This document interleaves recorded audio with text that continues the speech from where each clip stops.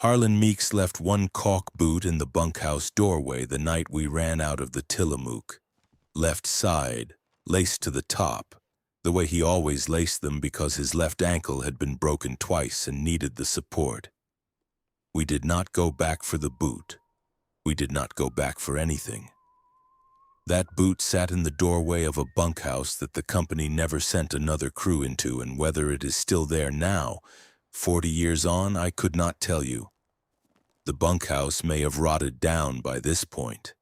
The burn has been growing back since 1945, and the timber covers what was open ground when we were out there.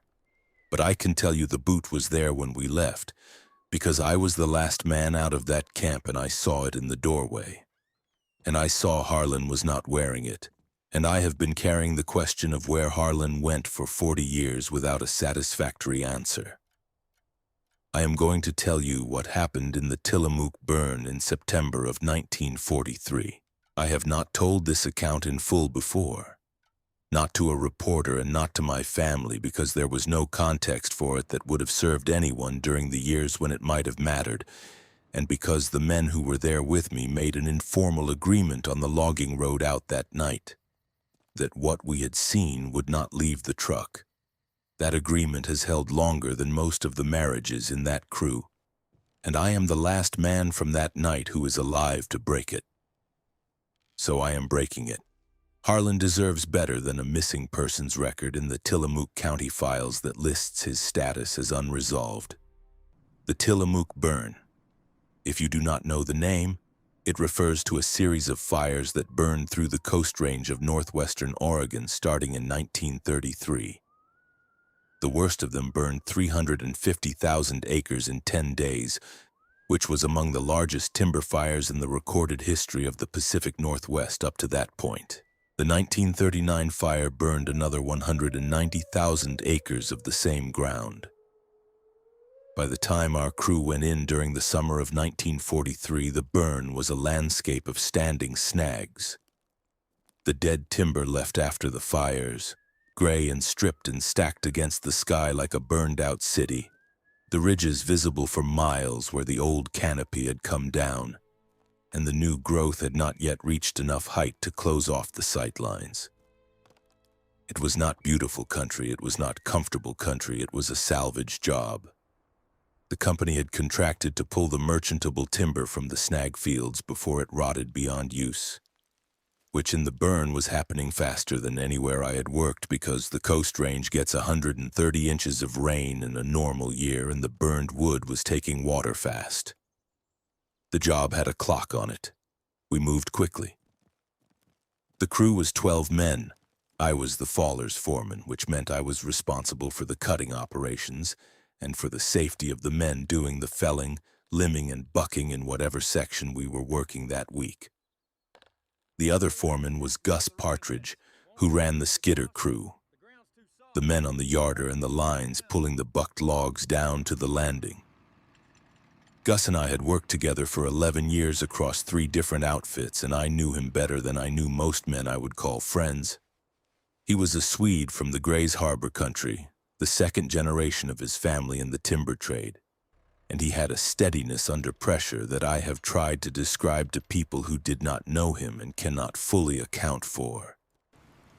When the situation on the landing became what it became in September, Gus's steadiness was the difference between 11 men reaching the crummy in an organized line and 11 men scattered through the burn.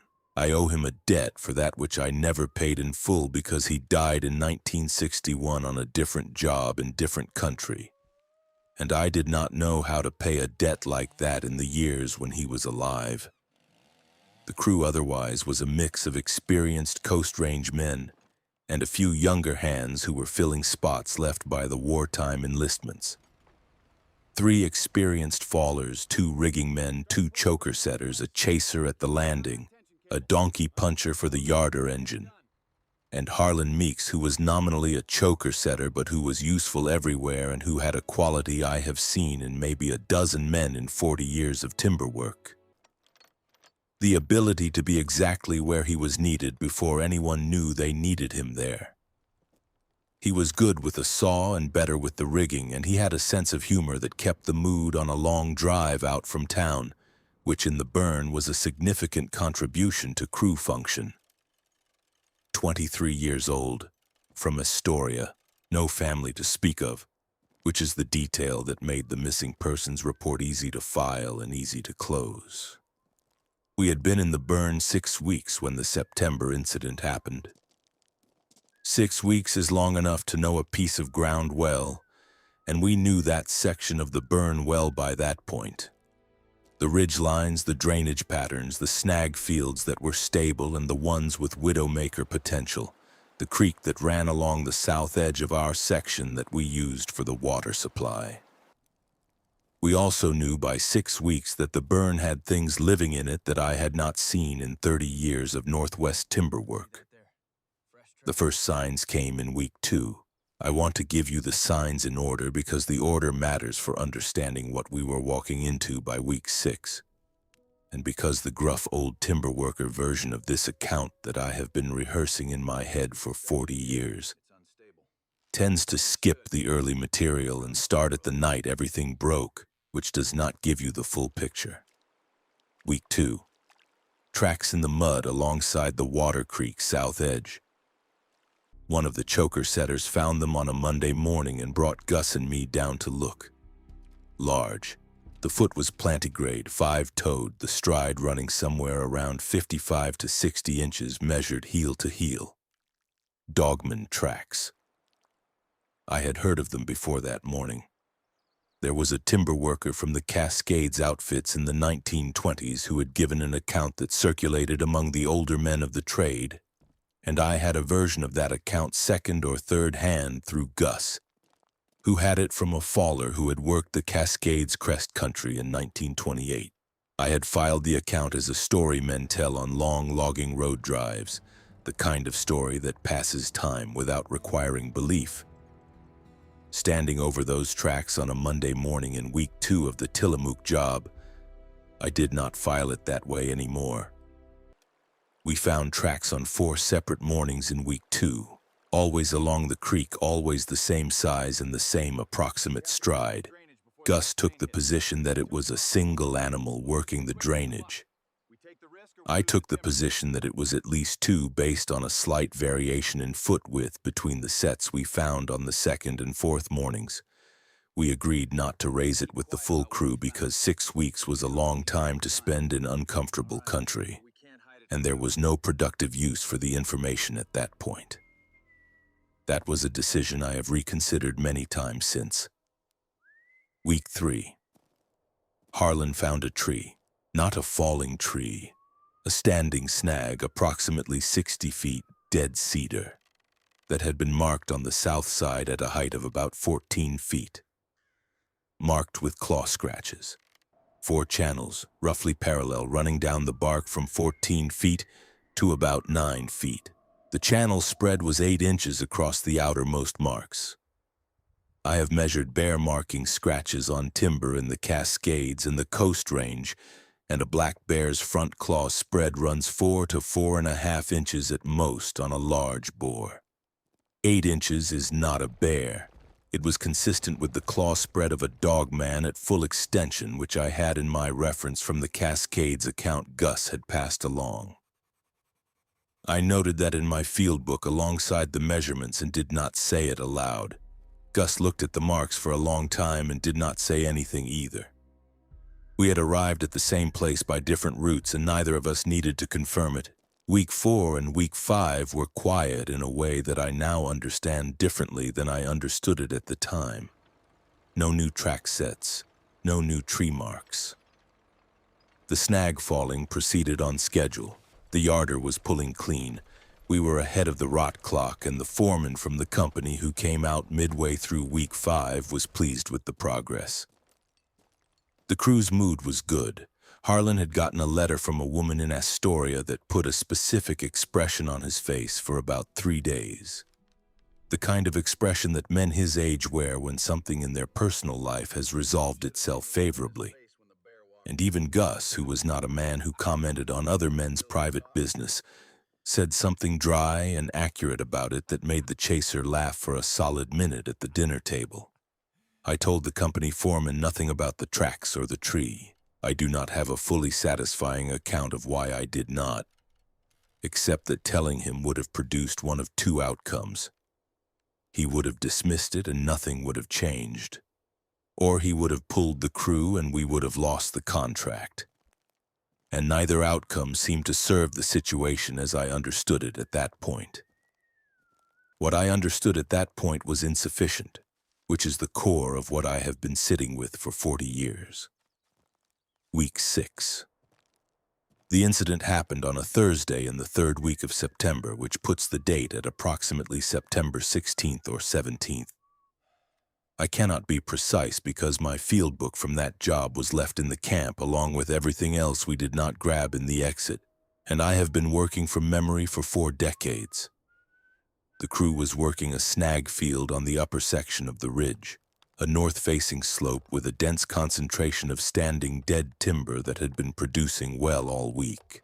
The yarder was set at the lower end of the slope, the lines running up through the snag field to where the fallers were working above. Good production day, the kind where the timber falls clean and the chokers set fast and the yarder pulls without fouling. The whole operation moving at the pace it is supposed to move when the ground and the equipment and the crew are all functioning as they should. We broke for the noon meal at the landing, 12 men, the donkey puncher's fire going for the coffee. Clear fall weather and the coast range light that comes through overcast sky and makes the burn look almost peaceful when you're not thinking about what is in it. Harlan had been working the rigging that morning and he was sitting on the yarder drum eating his lunch when the sound started. And the last image I have of him before everything changed is that one, sitting on the yarder drum with a sandwich, his left boot laced tight the way he always laced it, looking north toward the ridge with the same expression the rest of us had. The expression of a man trying to identify a sound he does not have a category for. The sound started during the noon break. It came from the north, from above the snag field and above the ridgeline, which meant it came from the backside of the ridge where we had not been working and where the burn extended into a secondary drainage I had scouted once in week 1 and not returned to. The sound was low and it carried the way low sounds carry in open burned country. The snag fields have no canopy to interrupt sound travel and a noise from a mile away can seem like it is coming from 100 yards.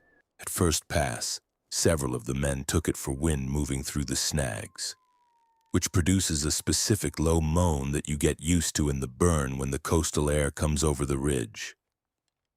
That is what I thought for the first 30 seconds. Wind in the snags is a continuous sound. What we were hearing had intervals. Low, resonant, each instance lasting 3 to 4 seconds, then silence, then another instance. Too regular for wind. Too low for any animal call I had in my reference set.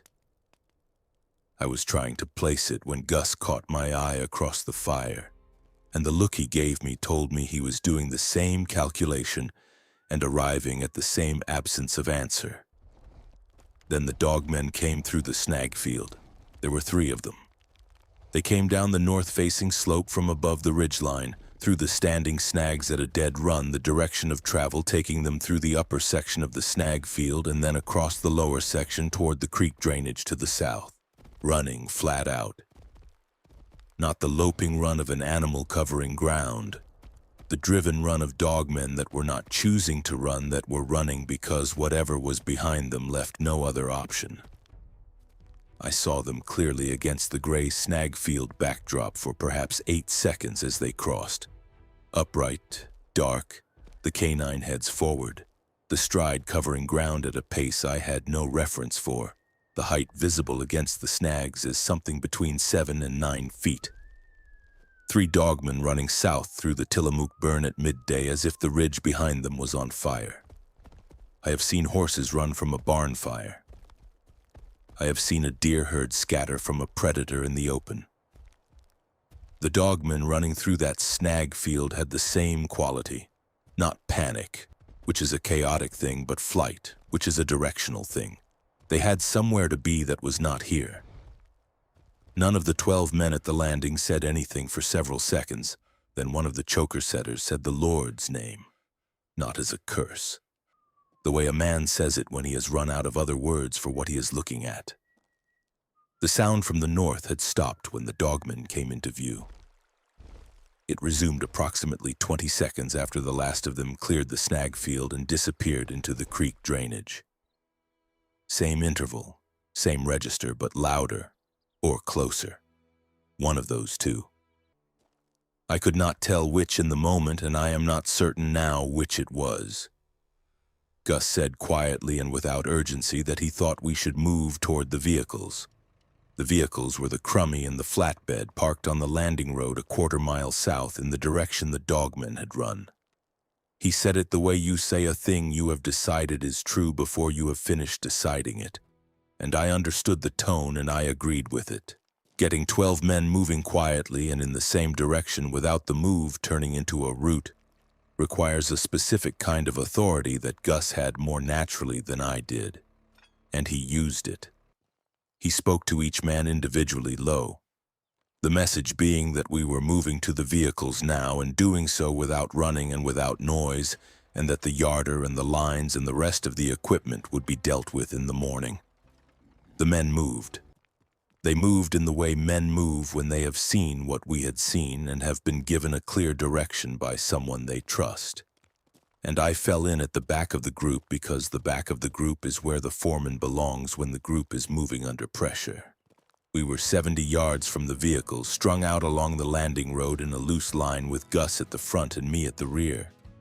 When the sound from the ridge came again, and this time it was not from the north, it was from directly above us, from the ridge crest that ran parallel to the landing road, maybe 200 yards uphill. The distance had closed. Whatever had been behind the dogmen on the north face was now on the crest above the landing road, and it was no longer calling. It had stopped calling, and the silence that replaced the calling was its own kind of information. The men at the front of the line had reached the crummy. I was counting as they boarded: 1, 2, the rigging men; 3, 4, the choker setters; 5, 6, and 7, the fallers. And at 7 I looked back along the road and Harlan was not in the line. I want to be precise about what I did next because I have told myself a version of it for 40 years that makes it sound more deliberate than it was. I walked back along the landing road toward the snag field. I did not run. I walked at a pace that covered ground without announcing urgency. And I called Harlan's name twice, not loud, the way you call when you want the person to hear you and do not want anything else to. I covered about 60 yards back toward the snag field before the sound from the ridge crest came again, and this time it was not a call. It was something else, a sound I do not have a precise description for. The sound a very large animal makes when it is in motion and is not trying to be quiet.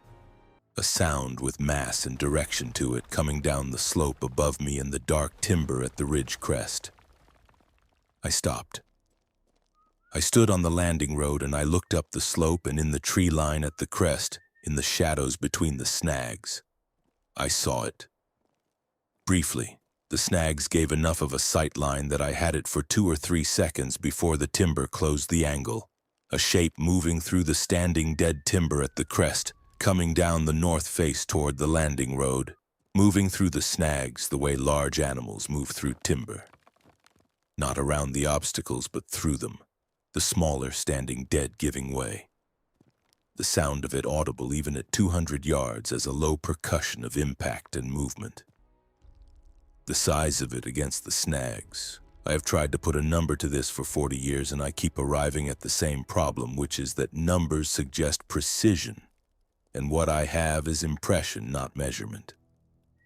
A snag in that field ran 60 to 80 feet. The shape was not 60 feet, which is a thing I can say with certainty. What I can say with less certainty but with conviction is that its scale against the lower snags, the dead timber in the 12 to 15 foot range that filled the understory of the snag field, the size of material that the rigging men moved past every day without needing to duck. Its scale against that understory timber was wrong in a direction that I could not make sense of from a known reference. Whatever was moving down the north face of that ridge in September of 1943 used the 12-foot snags as understory. They came to approximately its shoulder. I am a 6'2" man who has spent 40 years around large equipment and large timber. And I have a calibrated sense of scale that the work requires and that I trust. I am telling you what I saw against known reference points. I am not embellishing, and I am not making it comfortable.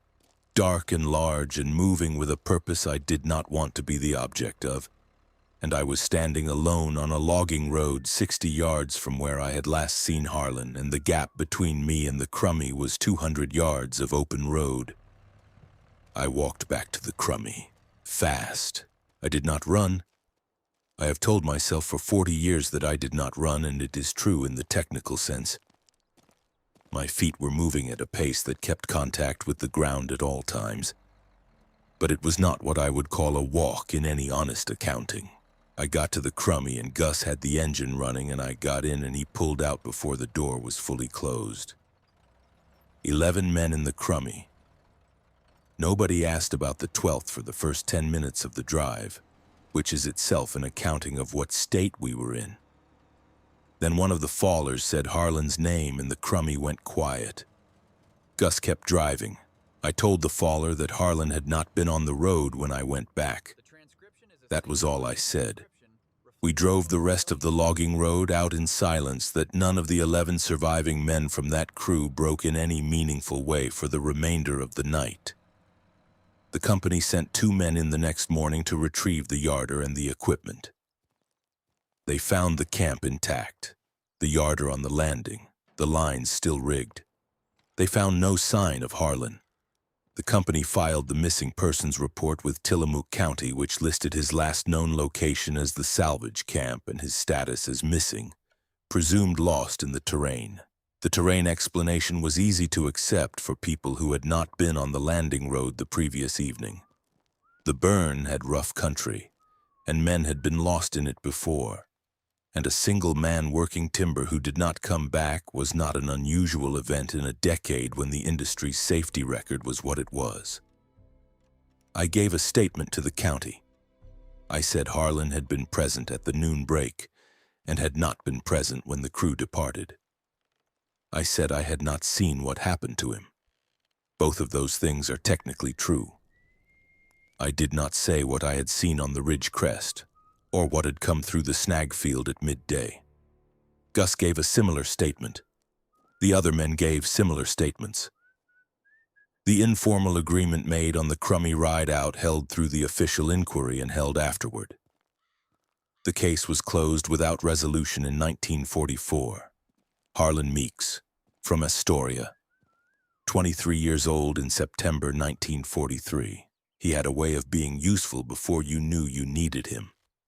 And he had a left ankle that required a laced boot for support, and he left the left boot in the bunkhouse doorway the night the crew ran out of the Tillamook Burn. And whatever the county file says about his status, I can tell you the status is not what the file says it is. The status is that he was on the landing road when I last had eyes on him and was not there when I went back 60 yards to find him, and something was coming down the ridge above me. And I made the choice that I made. I have made my peace with that choice in the way a man makes peace with a thing that does not go away. Not by resolving it, but by carrying it long enough that it becomes part of the weight you are used to. The specific weight of it is this. I went back 60 yards and called his name twice, and then a sound came down the ridge and I made a decision and walked to the crummy. That is the accounting. I have run it many times, and I arrive at the same place each time, which is that I do not know what I would have found if I had gone further than 60 yards. And I do not know what would have happened to me if I had. And I do not know whether any of those unknowns would have changed what happened to Harlan. What I know is that I did not go further than 60 yards, and Harlan was not between me and the snag field at the point where I stopped. And when I reached the crummy, there were 11 men in it. 40 years is a long time to carry something without setting it down. The Tillamook is growing back. The company's salvage contract ended and the ground went into state management, and the access roads have grown in, and the bunkhouse is likely down to its sills by now if it has not rotted entirely. The snag field we were working is second-growth timber now. The new trees closing off the sight lines that gave the burn its open quality in 1943. The dogmen that ran through that snag field have had 40 years of improving cover. Whatever drove them has had the same. The caulk boot was in the doorway. I saw it when I was last out of the camp. I do not know where Harlan was. Subscribe. Whatever was at that tree line is still out there. Leave your region in the comments. If you have worked or hunted or traveled the Coast Range, the Tillamook State Forest, the drainage country west of the Cascades Crest, leave it below. The burn grew back. The ground did not change.